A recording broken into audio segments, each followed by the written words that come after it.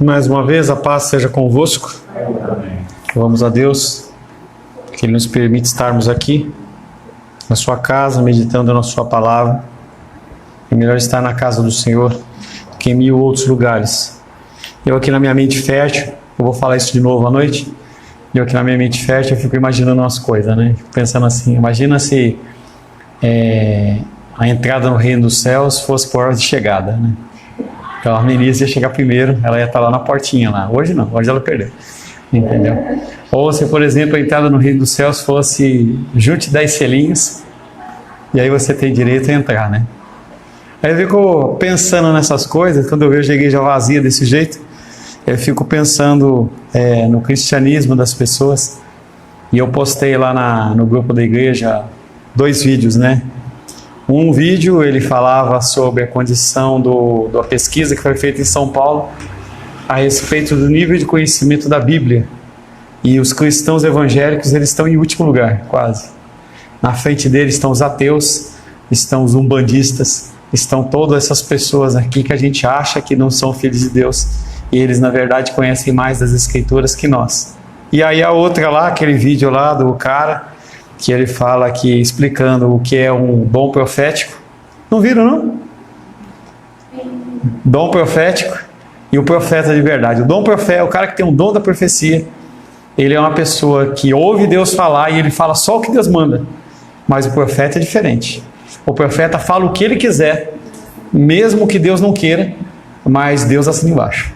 Entendeu? Aí você vê o nível de conhecimento das escrituras sagradas que o povo tem. E aí as pessoas elas se abstêm de vir à casa do Senhor por qualquer outro motivo. E depois elas reclamam das lutas e dificuldades da vida. Estamos meditando dentro do Catecismo de Westminster, na pergunta 69. Na semana passada nós meditamos sobre o 6º mandamento, não matarás. Foi uma das perguntas mais polêmicas. E aí, finalizando ainda esse 6º mandamento, nós falamos na semana passada o que ele proíbe e agora o que ele exige. O que exige o 6º mandamento, segundo a pergunta 69 do Catecismo de Westminster. O 6º mandamento proíbe tirar a nossa própria vida, ou a do próximo, injustamente. E tudo aquilo que para isso concorre. Então, tanto você tirar a sua vida, tirar a vida do outro, ou você gerar alguma circunstância para que uma dessas 2 primeiras coisas aconteça, você é transgressor desse mandamento.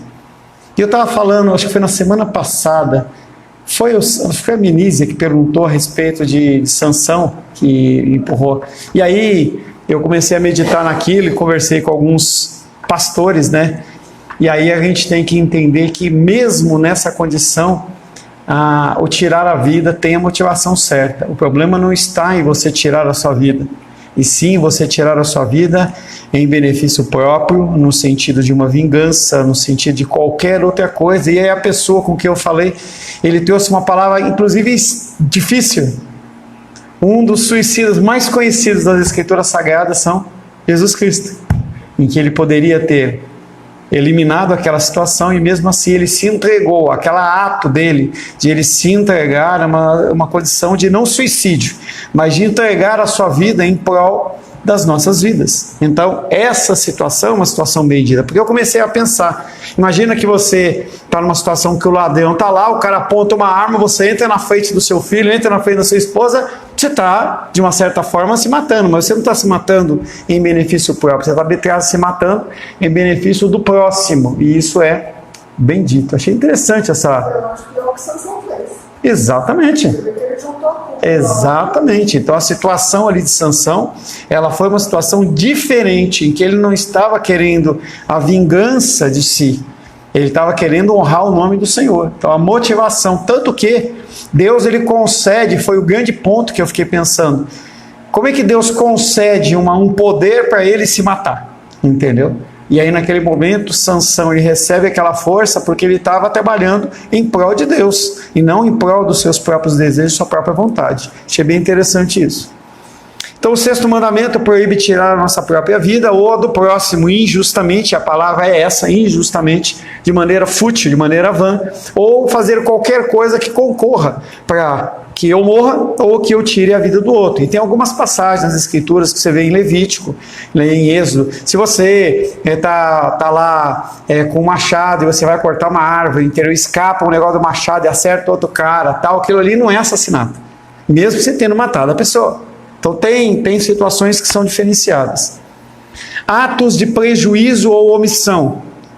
Os crentes consideram pecados atos positivos e mal intencionados, ou mesmo simples pensamentos relativos a eles. Porém, muitas vezes a passividade do crente constitui-se em maior pecado que aqueles praticados intencionalmente. O que ele está falando?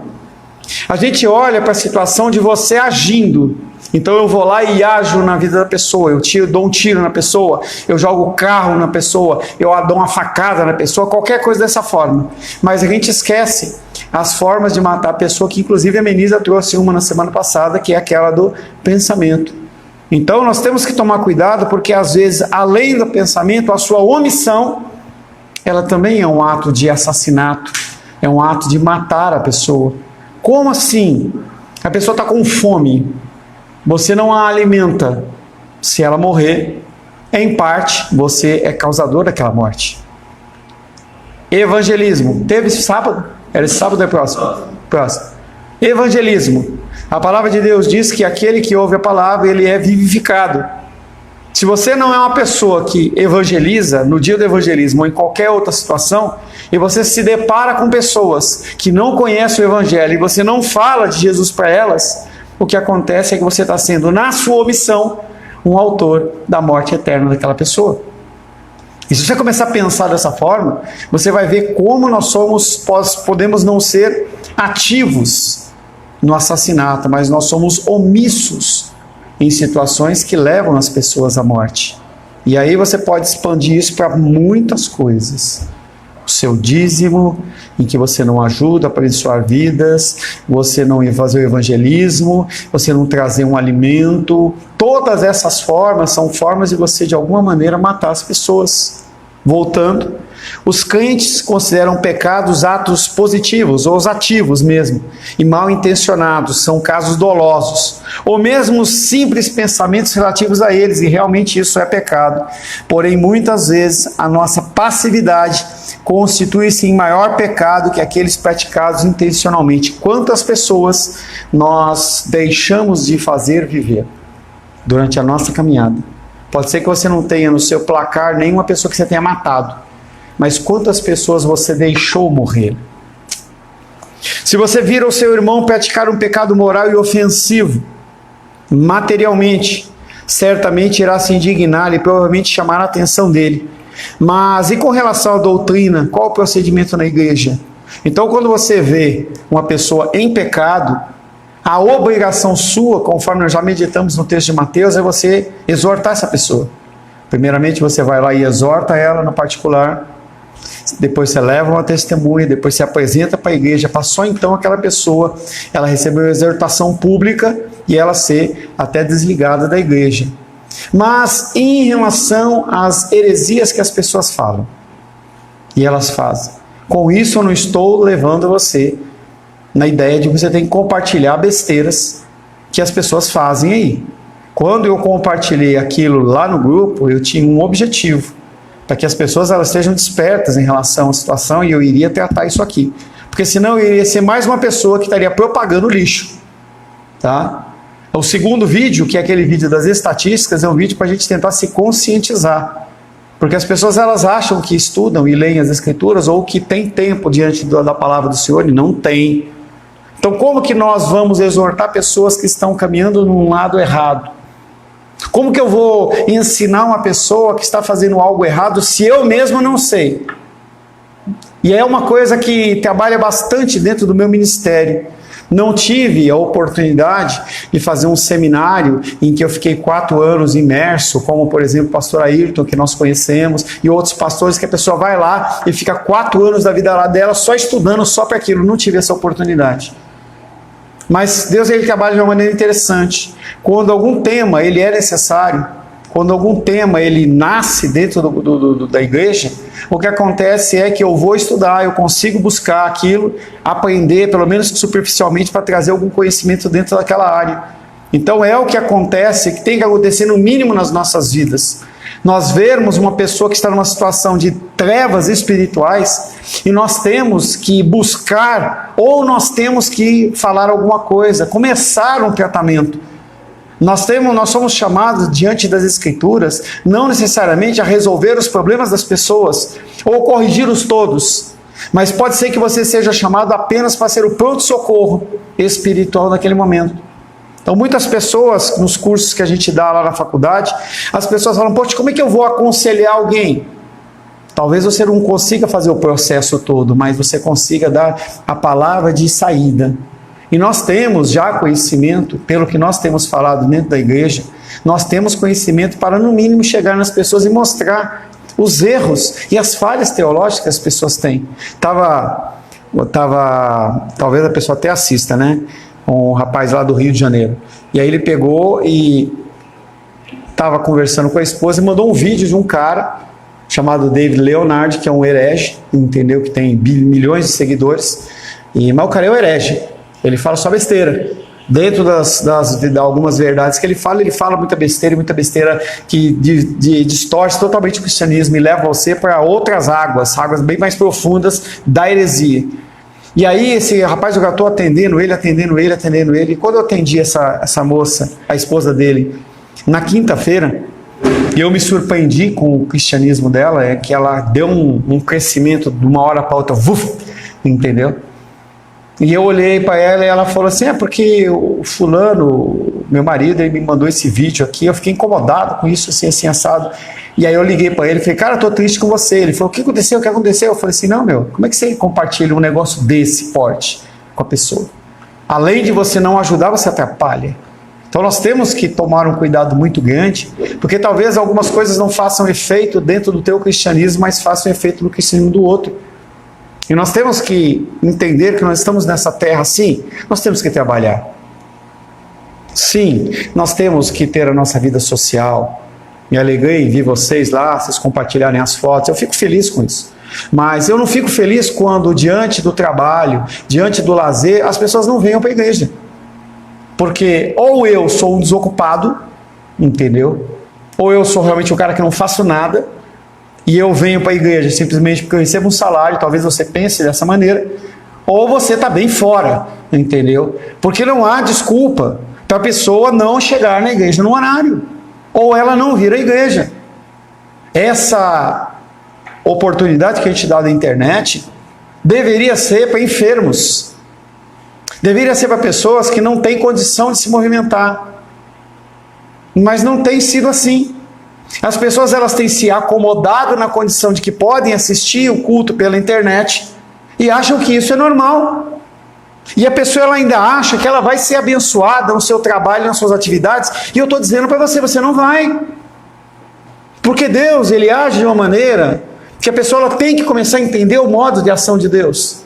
Para aqueles que são filhos, se Deus precisar arrochar, ele arrocha. E eu não sou um cara que fico falando de dízimo o tempo inteiro, mas se você parte da sua vida pensando que você pode fazer qualquer outra coisa antes de entregar o seu dízimo, você não prospera. Você pode nadar e você não prospera. Porque é uma lei espiritual. É Deus que está falando que funciona dessa maneira. E você fica nessa guerra, entendeu? De horário, nessa guerra de que não consegui acordar, não tô com sono, trabalhei até mais tarde, porque você continua achando que você faz alguma coisa na sua vida à parte de Deus. E as pessoas aí no mundo pensam assim. E você, como um cristão, está agindo assim. E você, de uma forma omissa, está ensinando essas pessoas de que o jeito de agir é assim. E você está em pecado. E eu quero dizer para você que eu não sou um desocupado. Eu tenho frentes de negócio, tenho várias, 5, 6 frentes, em que eu estou ligado o tempo inteiro, todo o tempo. mas nem por isso eu deixo de ter um tempo com a minha esposa, com a minha filha, de ter o nosso tempo com o Senhor, em que você me liga e se não atendo na hora, eu ligo logo em seguida, a gente tenta resolver o problema. Isso não é a figura de uma pessoa desocupada. Deus ele chama pessoas que são ocupadas. Pessoas que trabalham 120%, que excedem o trabalho e mesmo assim estão à disposição do Senhor. É essas pessoas que Deus chama. É essas pessoas. Meu pai falava, ainda vivo, ele falava assim, por que você não dá o trabalho aí como auditor fiscal, ganha os seus 30 mil reais, 40 mil reais, e você vai poder ajudar mais a igreja, e aí no tempo que sobra, você pode ajudar as pessoas de uma forma presencial, e ele também não entendia, porque ele achava que a gente tem que dar o resto do tempo. No começo de todas essas pessoas aqui na igreja, eu fiz alguns desafios com a pessoa, falava assim, deixa de trabalhar no domingo, e você vai ver como você vai ser abençoado. E aí as pessoas, elas deixaram de trabalhar no domingo, mas trabalham no sábado até tão tarde, que não conseguem chegar na igreja. E aí o que acontece é que você enfraquece espiritualmente. E você se enfraquecendo espiritualmente, você não tem condição de ajudar a pessoa, e você é omissa no papel seu como cristão. Se você vir o seu irmão praticar um pecado moral e ofensivo, certamente irá se indignar e provavelmente chamará a atenção dele. Mas e com relação à doutrina? Qual o procedimento da igreja? E a resposta é uma omissão total. Nós somos omissos. Nós simplesmente não agimos como Deus quer que nós agimos. Nós não cremos no cristianismo, nós não cremos na volta de Cristo. E muitos de vocês, tristemente, vão chegar um dia aqui na igreja, a igreja vai estar fechada, mas vão descobrir porque Jesus Cristo voltou. E aí você vai ter todo o tempo do mundo para você trabalhar até 2, 3, 4, 5 horas da manhã. Você vai ter todo o tempo do mundo para você reter os seus recursos financeiros, o seu tempo, e aí não vai ter mais nada a ser feito. A igreja cristã está sendo diluída em seu conteúdo doutrinário e transformada em uma junção de situações que são conformes socialmente. Eu não vim para a igreja porque eu teve que trabalhar, porque eu tive que pagar a conta, e aí eu não tenho tempo de falar com Deus, entendeu? Eu encontro algumas pessoas de forma pessoal e pergunto, eu não entendo por que você não participa da reunião de oração, não entendo. Essa semana eu tive com uma pessoa e falei assim para ela assim, eu não entendo. Você está no conforto do seu lar, você não trabalha à noite, e você não participa da reunião de oração. 1 hora que você pode abençoar. Você entende que, a princípio, eu não estou falando uma coisa diferente. Eu estou falando de omissão dentro do propósito que Deus nos convoca. Omissão. Será que, se eu não ofertar essa 1 hora ao Senhor, eu não serei mais próspero? Pense de maneira egoísta, no mínimo isso. Será que Deus ele não vai me abençoar de uma tal maneira que eu vou ter uma vida mais tranquila, mais abençoada? Esse desprezo pelo conhecimento de Deus e pela doutrina cristã está tão distante da finalidade da igreja como a pregação da palavra está distante do judiciário, que é aquilo que nós temos falado. Enquanto a lei dos homens, ela é uma lei que está abaixo das escrituras sagradas, eu obedeço. Mas se você quiser comparar as duas, ou achar que a outra está elevada, você vai se machucar. A grande maioria dos crentes não se preocupa absolutamente com o que está sendo ministrado aos seus filhos e à sua família dentro da igreja, desde que se comportem devidamente diante da família e das outras pessoas, que é algo que nós abolimos com o fim da escola das crianças, em que a gente tem que entender que todo o contexto do cristianismo, ele tem a ver com ensino, sim, mas o que seu filho tem ouvido nas escolas? O que você tem permitido que a tua esposa, o teu marido, o teu filho assista e veja? São todas coisas que estão culminando para um bom cristianismo ou estão levando essa pessoa para a perdição eterna? Vejamos com cuidado o que essa omissão representa no próximo. A morte da alma. Nós estamos falando que essa omissão da minha pessoa, essa omissão da sua pessoa, porque eu não estou me abstendo dessa omissão.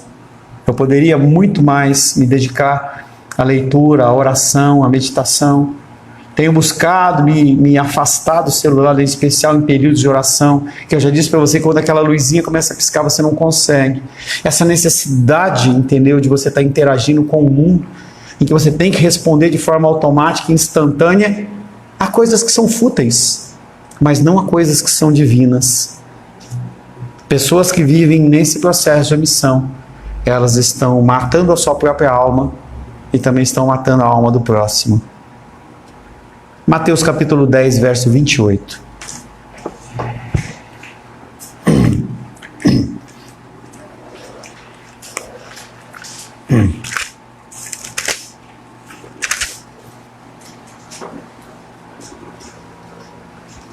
Não temais os que matam o corpo e não podem matar a alma. Temei antes aquele que pode fazer perecer no inferno tanta alma como o corpo. E quando nós lemos um versículo como esse, nós pensamos em satanistas, nós pensamos em pessoas malignas, mas nunca nós nos encaixamos nessa situação. Afinal de contas, eu sou filho de Deus. Não temais os que matam o corpo e não podem matar a alma. Temei, pois, antes aquele que pode fazer perecer no inferno tanto a alma como o corpo. Mas, pastor, eu me cuido, eu zelo, tal. Eu posso até não matar o outro, mas eu não me mato. Aonde está o teu coração? Aí está o teu tesouro. Quanto amo a tua palavra, é quanto me dedico à leitura dela, dia e noite. Louco? Você junta tudo isso nos celeiros e hoje mesmo pedirão a sua alma. Então, há formas de você matar a sua alma, mesmo sendo uma pessoa dentro da igreja. E essa omissão, ela pode ser uma omissão que é sobre a sua vida, que foi a primeira coisa que nós falamos, tirar a própria vida, ou a do nosso próximo, ou fazer qualquer coisa que leve a essas situações. O cristianismo que nós temos feito individualmente, ele é um cristianismo aceito por Deus? Eu vou ter a resposta disso diante do Senhor no dia do juízo. Da mesma maneira que a Rosângela vai ter individualmente, a Luísa vai ter, e cada um de vocês vai ter. Vai ser um momento em que você não vai poder se apoiar em nada, simplesmente você vai estar diante do Senhor. E o Senhor, ele vai mostrar as pessoas que morreram por sua causa. E se você é uma pessoa que foi viva, está viva diante dele ou não. As pessoas às vezes pensam que é o diabo, né? Mas temer aquele fazer perecer a alma, está se referindo a Deus, que é Deus, né? Ao próprio Deus, à nossa carne, ao mundo, Satanás, entendeu? Em primeira instância, como nós temos falado, sempre é a figura de Deus. Mas há estímulos, entendeu? Como o carinha coloca aqui, estímulos que são coisas que estão no nosso dia a dia. O que é que leva a essa morte da alma? O que faz com que o meu ente querido, ele morra? Entendeu? Festas de família é uma coisa muito ímpar em relação a esse sentido. Em que você está num ambiente que não é um ambiente cristão, você está com pessoas que são preciosas a você, mas muitas delas são espíritas, são macumbeiras, são satanistas, sei lá, qualquer coisa, são ateus, agnósticos, e aí você não fala nada, porque se eu falar, eu vou quebrar a minha comunhão, entendeu? Que comunhão é essa? Se não há comunhão entre luz e trevas. E a gente, covardemente, a gente se abstém de se posicionar, porque a gente não quer ter nenhum tipo de confronto em relação às situações. Um grande teólogo acrescenta ao texto do sexto mandamento a morte da alma, e com toda razão, pois o que é mais grave, a morte do corpo ou a morte da alma? O que é mais importante para você? A morte do corpo ou a morte da alma? Será que se você morrer hoje, os seus 20, 30, 40, 50 anos de vida, eles vão ter que peso diante da vida eterna? A morte do corpo significa apenas a cessação da vida nessa terra, mas a morte da alma significa a morte eterna. Este crime é muito mais grave que o assassinato.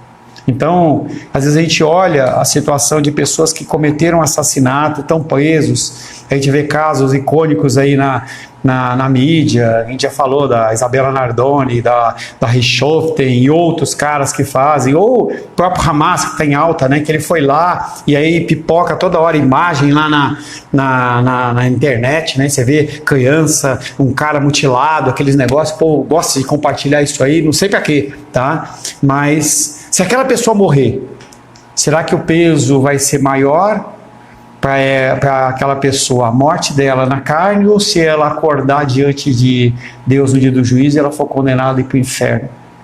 A gente continua mensurando as nossas motivações de acordo com a vida terrena e não segundo a vida eterna. Eu não estou dizendo para você que você não tem que ser motivado na vida terrena. Eu não estou dizendo para você que você tem que andar paupérrimo, com roupa rasgada, que você não tem direito a ter um tempo de comunhão, que você não pode sair e gastar o dinheiro com você. Eu não estou falando nada disso. A gente só tem que entender que há coisas que são mais importantes do que a vida terrena. As coisas, elas passam muito rápido, muito rápido. Eu estava vendo, eu estava conversando com a Rosângela outro dia a respeito de negócio de idade. E aí eu vejo, né, casaizinhos assim como o Nicolas e a Aisa, assim, poxa, estão começando. Caraca, começando, não tem filho, entendeu? Ainda está nesse processo desse namoro. A Aisa ainda vai tirar muito foto da barriguinha aparecendo, entendeu? E a gente já passou por isso. É muito rápido. É muito rápido. A minha filha era pequenininha e agora ela está grandona. É muito rápido. As coisas passam de uma forma muito rápida. Encontrei uma moça lá, eu não lembro, como é que é o nome daquela moça? Eu tenho que lembrar, aquela moça que levou você para viajar uma vez, que era da ICP, como é que é o nome dela? Raida. Eu encontrei a Raida, uma irmã em Cristo, outro dia lá na porta do prédio da minha tia, e comecei a conversar com ela e tal, ela falando sobre a tristeza, né, da titia ter morrido e outras pessoas lá do nível de convívio dela lá, e eu olhei para ela assim, ela é uma pessoa mais ou menos da nossa idade, eu falei assim, pior de tudo é que a próxima geração que vai é a nossa, né? Ela olhou para mim assim, né, tipo, pô, é mesmo, né?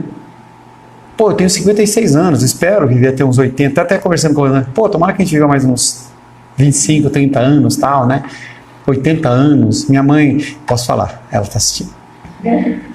Entendeu? Já passou de 56 um pouco, né? E aí eu fico imaginando, né, quantos anos mais, entendeu? Quantos anos mais o Senhor vai conceder? Pode ser mais 30, como pode ser no final do dia. E a gente não tem mais a comunhão, não poder mais ter. E o que a gente leva em relação a isso? Como que a gente vai lidar? O que é mais grave, a morte do corpo ou a morte da alma? A morte do corpo significa apenas a cessação da vida nessa terra, mas a morte da alma significa a morte eterna. Este crime é muito mais grave que o assassinato. Os que cometem assassinato são piores, os piores assassinos são os falsos mestres. Os líderes religiosos, sempre mal intencionados, que pregam ou permitem falsos mestres e falsas doutrinas no seio da igreja. O pior assassino não é o cara do Hamas.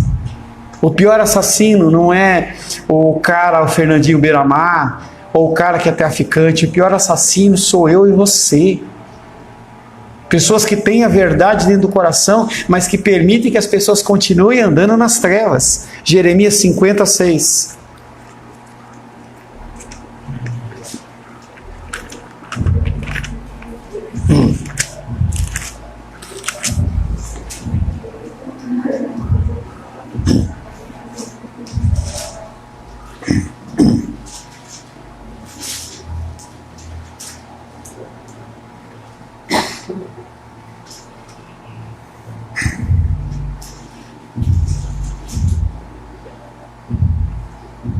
O meu povo tem sido ovelhas perdidas, seus pastores as fizeram errar e as deixaram desviar para os montes. Do monte passaram ao outeiro, esqueceram-se do seu redil. É o peso da função sacerdotal, que ela é expansiva, além da minha vida, sobre a vida do Nicolas que está aqui. Ele tem responsabilidade. Então, quando o bebê vier, você vai ter o seu rebanho. E se você é uma pessoa que não instrui e não cuida, o que vai acontecer é que o seu rebanho é de ovelhas perdidas. Eu tenho um rebanho adicional, que são vocês. E uma das maiores preocupações minha é realmente não trazer engano. Tentar ser o mais correto biblicamente possível, para que esse peso não caia sobre meus ombros e não caia sobre a sua cabeça. Calvino diz: ora, se tanto se diligencia acerca do cuidado do corpo, quanto de zelo se deve em relação ao bem-estar da alma, que é muito mais importante diante do Senhor. Como nós somos cuidadosos com o corpo. E eu não estou dizendo que você não tem que fazer academia, não é nada disso. Pelo contrário, a falta de exercício físico na idade mais nova vai fazer com que pessoas com 70, 80 anos eles padeçam. Então nós temos que ter uma vida saudável, nós temos que ter o nosso exercício físico e tudo mais, mas isso não é o mais importante. É muito mais importante você cuidar da sua alma.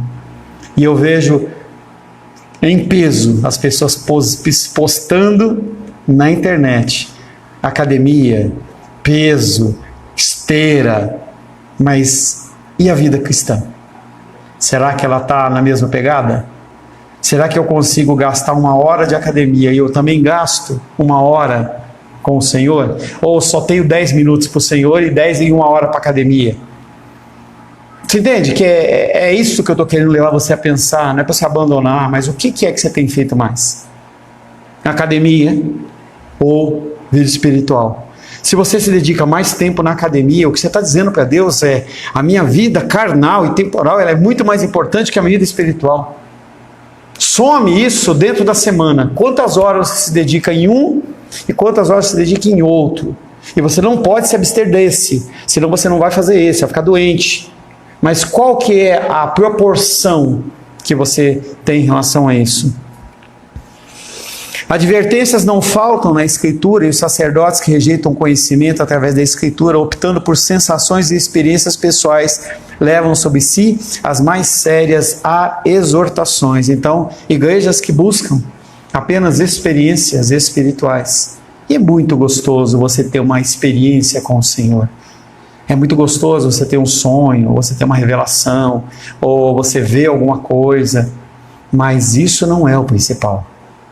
A igreja não pode ser focada nisso. A minha vida e a sua vida não pode ser focado nisso. Ele e os seus filhos, essas pessoas que buscam apenas experiências, eles serão rejeitados e esquecidos por Deus. Oséias capítulo 4, verso 6.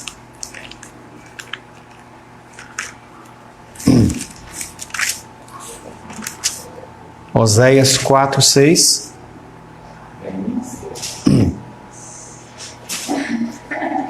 Você está bem fora aí.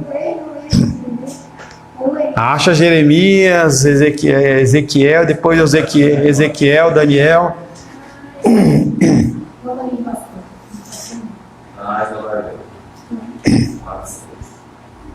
Meu povo está sendo destruído, porque lhe falta conhecimento. Porque tu, sacerdote, enjeitastes o conhecimento. Também eu te enjeitarei, para que não sejas sacerdote diante de mim, visto que te esqueceste da lei do teu Deus. Também eu me esquecerei de teus filhos. E aí as pessoas gostam de falar só a primeira parte do versículo. O povo perece por falta de conhecimento. E esquece dos restantes, que é o quê? A falta de instrução da minha parte, que conheça a Bíblia, da sua parte, que conhece a Bíblia, para aquelas pessoas que não conhecem as Escrituras. Você retém o conhecimento dentro do seu coração. E aí a palavra de Deus está dizendo que você vai ser rejeitado. Se você guarda o seu conhecimento apenas para você, você não é filho de Deus, você não tem amor para o próximo. Você vai ser rejeitado. A igreja cristã está sendo destruída por aqueles que juraram defender a Escritura, mas dela se esqueceram quando os interesses da igreja foram confrontados pela indiferença e pela frieza dos crentes formais, que buscam consolo psicológico e entretenimento da igreja. Isso é um grande divisor de águas. Pastores que estão preocupados, acima de tudo, com a pregação da palavra, e pastores que estão querendo o oba-oba, querem um tapinha nas costas, querem uma igreja cheia, não tem problema nenhum. E eu oro ao Senhor que o Senhor possa nos abençoar e nos fazer crescer numericamente, Mas mais importante do que crescer numericamente é crescer qualitativamente.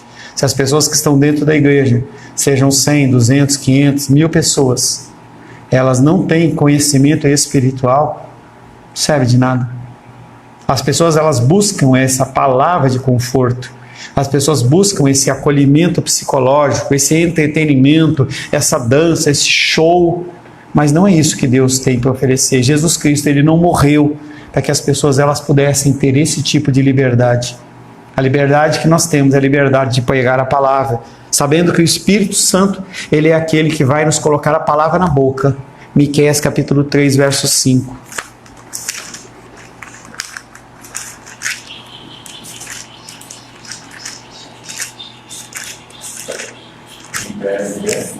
Miqueias capítulo 3, verso 5.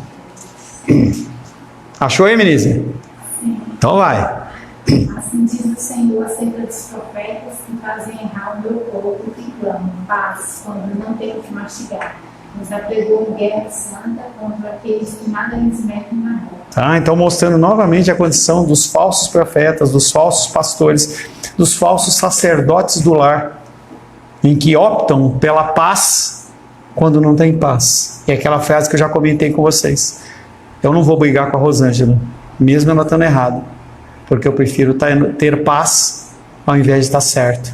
Eu deixo que ela continue caminhando no engano, simplesmente porque eu quero a paz no meu coração. E muitos pastores fazem isso. É a condição mais comum. Por que eu vou confrontar alguém que é um bom dizimista, sendo que essa pessoa pode ficar magoada, entristecida? Então eu prefiro fazer o quê? Manter a paz. A gente vê isso em muitas igrejas. Ah, tudo bem, eu não falo a verdade, mas olha quantos missionários a gente ajuda, quantas creches a gente abençoa. Deus não pede isso. Ele é o dono da obra. Você para de mexer, amor, por favor. Sossega. A esse respeito, não devemos nos surpreender, pois a Escritura prevê que nos últimos dias sobrevirão dificuldades na igreja. 1 Timóteo capítulo 3, versos de 1 a 5.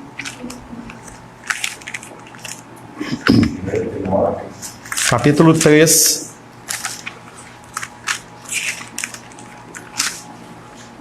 versos de 1 a 5. Amém. De 1 a 5.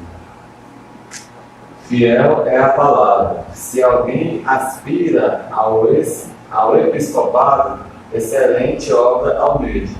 É necessário, portanto, que o bispo seja irrepreensível, esposo de uma só mulher, temperante, sóbrio, modesto, hospitaleiro, apto para ensinar, não dado ao vinho, não violento, porém cordato, inimigo de contendas e não aparente. E que governe bem a própria casa, criando os filhos sob a disciplina, com todo respeito, pois, se alguém não sabe governar a própria casa, como cuidará da igreja de Deus? Até o 5? Até o 5. Final do verso 2, apto para ensinar.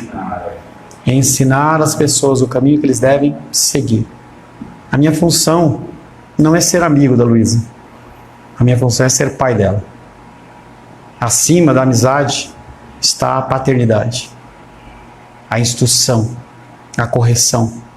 Se vai gostar ou não se vai gostar. Essa é a função do homem. Para o amor, para o carinho, para o colo, tem a mãe. O pai, ele tem essa função de ensinar. Eu tenho essa função de ensinar. Quando você senta para conversar com alguém, você tem que falar aquilo que tem que ser falado, por mais dolorido que seja. Conversava com uma pessoa essa semana e a pessoa falava assim, poxa, eu falei, pô, você queria conversar comigo uma coisa e eu tô vindo aqui com um chicote, né? E ela falou assim, eu esperava que você falasse exatamente isso. As pessoas, elas esperam que nós nos posicionemos como cristãos. E muitas vezes o que acontece? Nós recolhemos as nossas armas para a gente ficar bem na fita. Sejam os interesses em manter falsos mestres na igreja, os mais intencionados como os mais vis e perversos, o fim é o mesmo. Lembremos sempre que os covardes encabeçam a lista dos condenados no lago de fogo eterno. Quem que está na cabeça daqueles que vão para o inferno? Os covardes. Apocalipse, capítulo 21, verso 8. Carlos, o último livro, hein? Boiada, hein? 21, 8.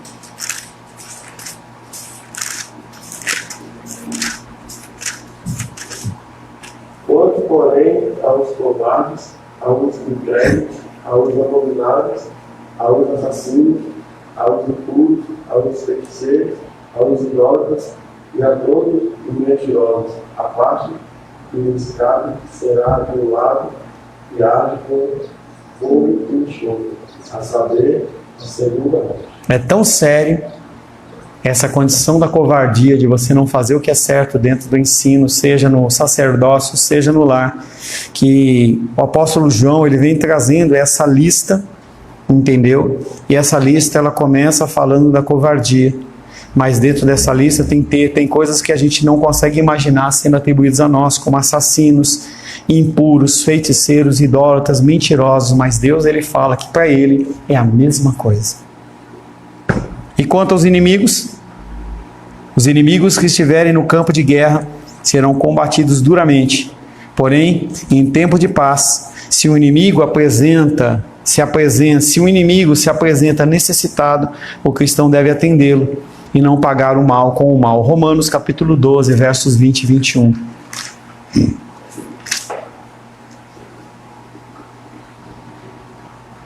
Luísa? Pelo contrário, Romanos capítulo 12, versos 20 e 21. pelo contrário, se o teu inimigo tiver fome, dá-lhe de comer. Se tiver sede, dá-lhe de beber. Porque fazendo isso, amontoarás brasas vivas sobre a sua cabeça. E aí o que está acontecendo aqui é que o apóstolo Paulo... desculpa. Não te deixes vencer do mal, mas vence o mal com o bem. E aí o que está acontecendo aqui é Paulo relatando a conversão dele. Em que no momento em que Estevão estava sendo apedrejado, ele abençoa as pessoas que estavam apedrejando ele.